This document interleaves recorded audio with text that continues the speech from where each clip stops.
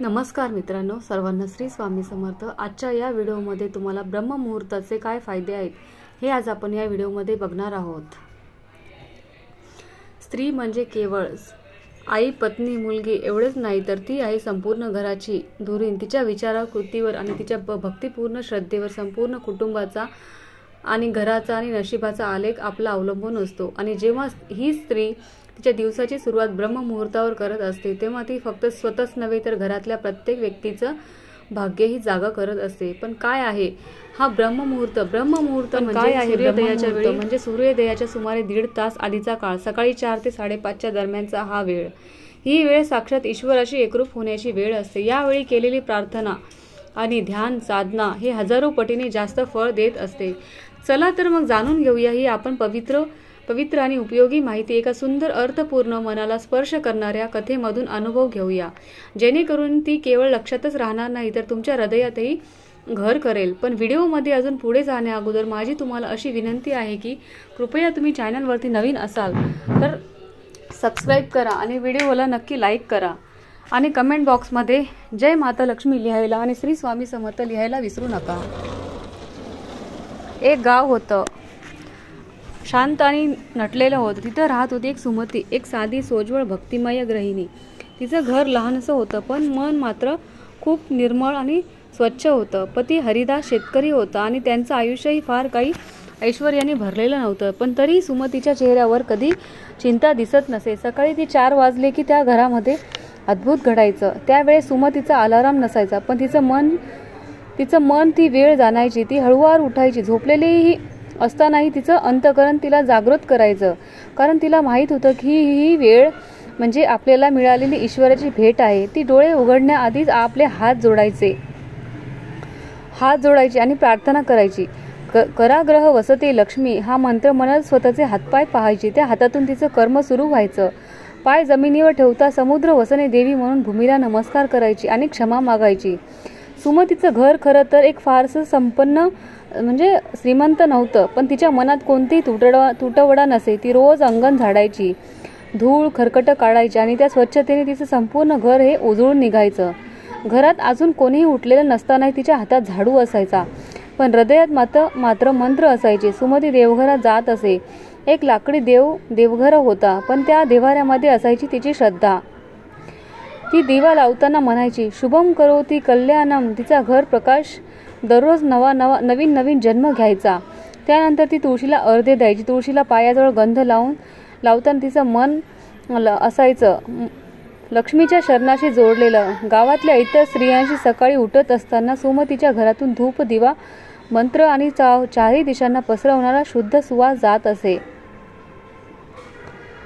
ती ही सगळं मनापासून करत असे। सुमती रोज स्वच्छतेने स्वयंपाक करत असे। चुलीवर पाण्याचा कलश ठेवताना ती श्रीराम जय राम, श्रीराम श्रीराम म्हणायची। तिच्या मनात कधी राग नसे किंवा थकवा नसे। ती मानायची की मी अन्न शिजवत नाही, मी प्रसाद तयार करत आहे। असं अन्न जिचा पती, तिचा मुले खात असे ते जेव्हा त्यांचा प्रेम आणि भक्ती आणि आशीर्वाद मिळालेला असायचा। जेव्हा सुमतीला थोडा वेळ मिळायचा ती शांत बसून ओम ह्रीम लक्ष्मी देवे नमः असं ती जपायची। तिला वाटायचं की हे जप म्हणजे फक्त शब्द नाही तर माझ्या घराचे रक्षण करणारे हे कवच आहे। ती जप करताना तिच्या डोळ्यातून अश्रू वाहायचे, पण ते दुःखाचे नव्हे तर ते अश्रू तिच्या आनंदाचे, समाधानाचे असायचे। सुमती दररोज घरात गंगाजल 4ही दिशांना शिंपडायची। तिच्या वृद्ध सासू-सासऱ्यांना वाकून नमस्कार करत असे। ती त्यांच्या आशीर्वादाने स्वतःचं भाग्य सजवत असे। ती म्हणायची, मी लक्ष्मी नाही पण लक्ष्मीला आकर्षित करण्याची कृती माझ्यामध्ये आहे। स्वयंपाकातला पहिला घास ती नेहमी कुत्र्यांसाठी, दुसरा घास कावळ्यासाठी आणि तिसरा घास हा गायीसाठी बाजूला ठेवत असे। हे सर्व ती मनापासून करत असे। तिच्या मुलाला तिने शिकवलं होतं, बाळा, या तिघांमध्ये आपल्या पूर्वजांचं आणि देवांचं अस्तित्व आहे। गावात लोक म्हणायचे, सुमतीच्या घरात दार उघडल्यावर वाटतं की आपण साक्षात मंदिरामध्ये आलोय, असे गावातले लोक म्हणायचे।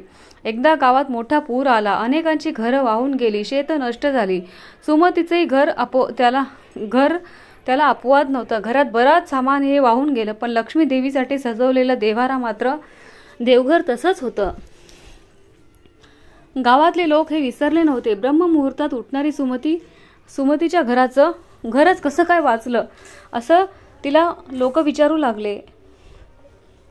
एकदा एका शेजारणीने सुमतीला विचारलं, कधी काही झालं नाही असं करतेस तू? आणि सुमती हसली आणि म्हणाली, मी काही करत नाही, मी फक्त त्या वेळेला उठते जेव्हा ईश्वर जागा असतो आणि त्यांच्याशी बोलते तेव्हा त्यांची कृपा माझ्यावरती असते. सुमतीचे हे ब्रह्ममुहूर्ताचं साधन, तिची सेवा, तिचा जप आणि तिची शुद्धता या सगळ्यांनी तिच्या घरात एक दिव्य ऊर्जा निर्माण केली होती.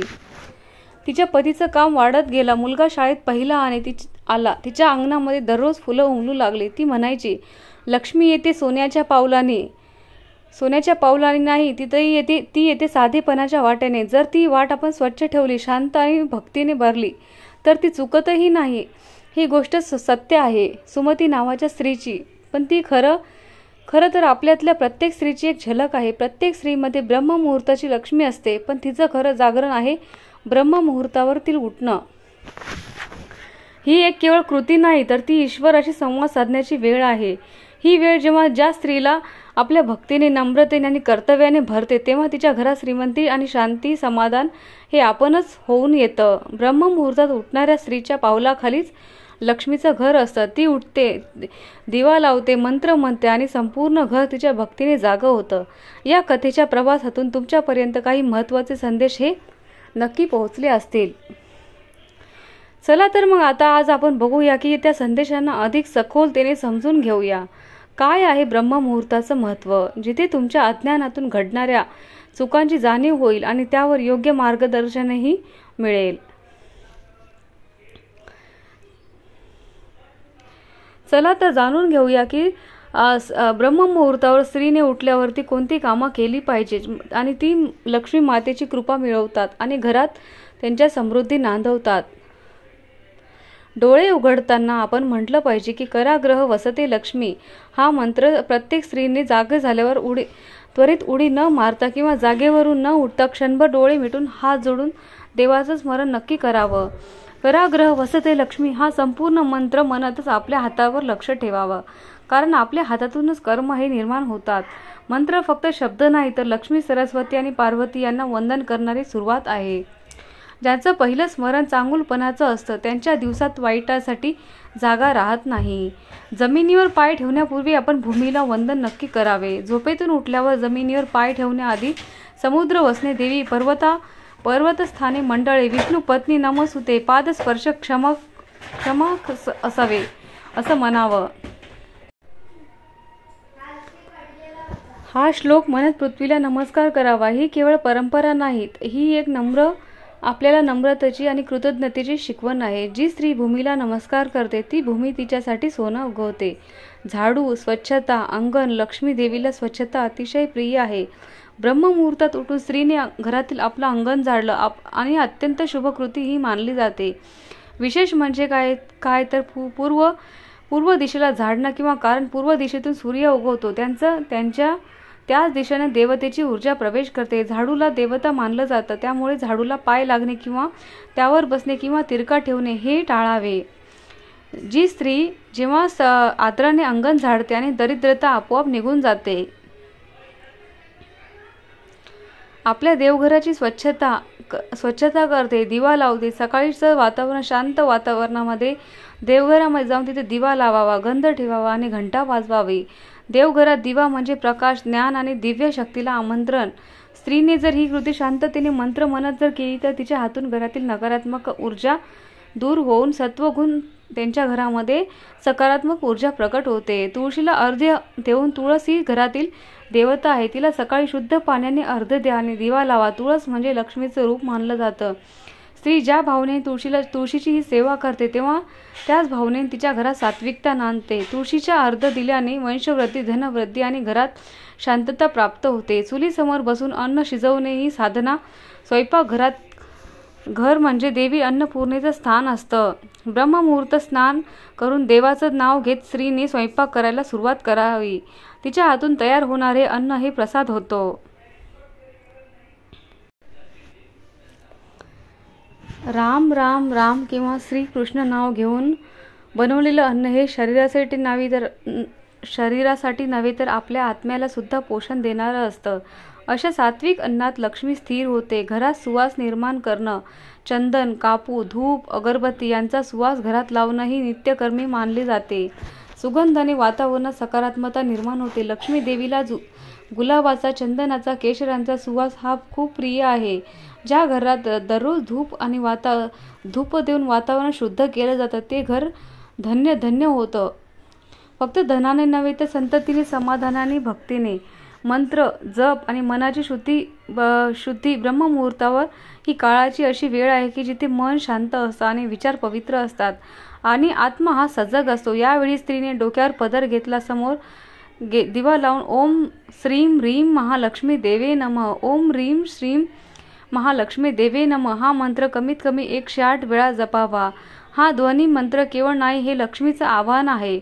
हे केल्याने घरात नको असलेल्या खर्चांचा नाश होतो, नवीन नवीन मार्ग उघडतात आणि आपल्या मनालाही शांती लाभते.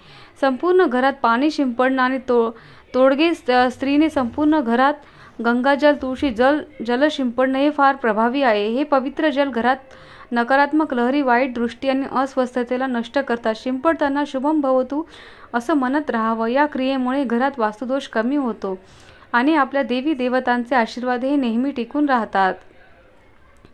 वृद्धांचा आशीर्वाद घेणं. घरात वृद्ध आहे त्यांच्या पायांना हात लावून आशीर्वाद द्या. वृद्धांचे आशीर्वाद हेच आपल्या कर्तव्यातील पुण्य साठवतात. जेव्हा स्त्रीने नम्रतेने आणि श्रद्धेने आणि वृद्धांची सेवा करते तेव्हा ती तिच्या पाठीशी असते लक्ष्मीची छाया. संपूर्ण घराला प्रेमानं उठवणं. स्त्री फक्त स्वतः उठते तेव्हा फक्त घर जागं होतं, पण जेव्हा संपूर्ण घराला प्रेमाने, सौम्यपणे उठवते तेव्हा तिच्या बोलण्यातून ईश्वर प्रकट होतो. जेव्हा सकाळी कुणावरही रागवणं, कुरकुरणं, नकारात्मक वागणं हे लक्ष्मी देवीला बिलकुल आवडत नाही. स्त्रीने जर दिवसाची सुरुवात प्रेम, सौम्यता आणि प्रार्थनाने केली तर तिचं घर कधी उसाड राहत नाही. पवित्र वस्त्र, केशर, संभार आणि सात्विक ती ब्रह्ममुहूर्तात उठल्यानंतर स्नान करून स्वच्छ वस्त्र घालावं. शक्य तेवढे पांढरं, पिवळं किंवा गुलाबी रंगाच्या साडीचा पेहराव करावा. केस नीट विंचरावे, कपाळावर गंध लावावा, कुंकू घालावा. ही फक्त सौंदर्याची गोष्ट नाही तर ही एक फक्त शक्ती जागवण्याची प्रक्रिया आहे. ज्या स्त्रीचं कपाळ कुंकुमाने सुशोभित असतं तर ती स्त्री लक्ष्मीच्या रूपात दिसते. गाय, कुत्रा, कावळा यांना अन्नदान. सकाळच्या अन्नापैकी थोडं अन्न कुत्र्यांसाठी, थोडं कावळ्यासाठी आणि थोडं गायीसाठी बाजूला काढावं. या तिघांना दिलं जाणारं हे पूर्वज, देवता आणि निसर्ग सगळ्यांनाच पोहोचतं असं मानलं जातं. अशा स्त्रीने घराच्या अन्नाचा कधीही अभाव होत नाही. मुलांचं आणि पतीचे तोंड पाहिले. उजाळ काढणं म्हणजे उठल्यावर सर्वप्रथम मुलाचे, पतीचे तोंड पाहणे. सकाळी उठून देवाचे दर्शन घेणे हे उत्तमच, पण जर घरातल्या मुलांचं, पतीचं तोंड पाहिलं तर ते खूप खूप शुभ मानलं जातं. लक्ष्मी देवी म्हणतात, जिथे कुटुंबामध्ये परस्पर स्नेह, संबंध, प्रेम, आदर असतो तिथेच मी राहते. गंध, सुवास आणि स्त्रीचा निखळ भाव. स्त्रीने सकाळच्या या काळात घरात फुलं ठेवणं, सुगंध टाकणं, भजन वाजवणं हे तिच्या भावविश्वात तिला उजळतो. तिचा प्रत्येक श्वास हा भक्तिमय असेल तर तिच्या पावलांच्या मागे लक्ष्मी देवी असते. आता ज्या स्त्रिया घराच्या जबाबदाऱ्या सांभाळत बाहेरील नोकरी करतात त्यांच्यासाठी वेळेचं व्यवस्थापन आणि प्रत्येक गोष्टीत समतोल साधणं हे नक्कीच आव्हानात्मक असतं. अशा स्त्रियांनी कोणते उपाय करावेत हे आज आपण पाहूया. डोळे उघडताच कराग्रह वसती लक्ष्मी मंत्र म्हणायचा. जागे होताच 10 सेकंद डोळे मिटून हात-पात हा मंत्र म्हणावा. लक्ष्मीला आमंत्रण मानलं जातं. जमीन स्पर्श करत माता भूमीची क्षमा मागावी. फक्त 2 मिनिटात देवघरातील दिवा लावावा व नमस्कार करावा आणि म्हणावं. थोडीशी मनामध्ये मंत्र म्हणावी जी तुम्ही नेहमी म्हणता आणि थोडा वेळ देवाचं नामजप करावं. हे सर्व तुम्ही 5 मिनिटे जरी केलं तरी पुरेसं आहे. यामध्ये सगळ्यात महत्त्वाचं जे आहे ते सकाळी उठून आपण देवाचं नाव घेणं तेही तुमच्या ओठावर असलं पाहिजे. घरामध्ये देवघरात दिवा लावावा आणि नमस्कार करावा. तोंडात गोड वाणी, मनात गाणी. देवाची सकाळी उठल्यावर पहिला शब्द हा गोड बोला आणि देवांचे आभार मानावे. याने आपल्या घरात सकारात्मक ऊर्जा वाढत जाते. पाण्याचा तांब्या ठेवून कामाला निघावं. घराचा मुख्य दरवाजाजवळ पाण्याचा एक तांब्या ठेवावा. जर शक्य असेल तर तो दिवसभर तसाच राहू द्यावा. हे वास्तू प्रकाराने धनलाभासाठी उपयोगी ठरतं आणि ही एक छोटीशी प्रचंड शक्तिशाली सवय सकाळी उठून 3 वेळा देवाचं नाव घेऊन मनात सकारात्मक विचार करणे हे 10 सेकंदाचे कर्म पूर्ण आयुष्य बदलू शकते. वेळ कमी असला तरी श्रद्धा मोठी असली तरी देव आपल्याला आनंद होतो. रोज फक्त 2 ते 5 मिनिटं मनपूर्वक या गोष्टी केल्या तरी ब्रह्ममुहूर्ताचं पुण्य तुम्हाला लाभू शकतं. तर मित्रांनो, ब्रह्ममुहूर्त ही केवळ फक्त एखाद्या साधू संतांची नव्हे तर प्रत्येक गृहिणीला प्रत्येक व्यक्तीला मिळालेली ही एक रोजची एक दिव्य संधी आहे. जी ब्रह्ममुहूर्तात उठते तर ती केवळ दिवसाची सुरुवात करत नाही तर ती आपल्या कुटुंबाच्या भाग्याची स्थापना करत असते. तिच्या हातून स्वच्छता, देवपूजा, मंत्र, जप, भोजन तयार करणं या साऱ्या गोष्टी लक्ष्मी देवीला आमंत्रण देणाऱ्या असतात. आजपासून आपण संकल्प करूया की आपल्या घरामध्ये आपली ही अशी एक ब्रह्ममुहूर्ताची आपण एक लक्ष्मी बनवूया. तर मित्रांनो, आजचा हा व्हिडिओ तुम्हाला थोडासा जरी आवडला असेल, ही माहिती तुम्हाला थोडीशी जरी आवडली असेल, तुम्हाला खूप महत्त्वपूर्ण जरी वाटली असेल तर व्हिडिओला लाईक करा आणि चॅनलला सबस्क्राईब करून आम्हाला प्रोत्साहित करा. आणि हा व्हिडिओ तुम्ही तुमच्या मित्रपरिवारासोबत नक्की शेअर करा. जर हा व्हिडिओ तुम्हाला आवडला असेल तर व्हिडिओ लाईक करा, शेअर करा आणि सबस्क्राईब करा. धन्यवाद. अवधूत चिंतन श्री गुरुदेव दत्त. श्री स्वामी समर्थ. जय जय स्वामी समर्थ. व्हिडिओ संपूर्ण पाहिल्याबद्दल मनापासून धन्यवाद.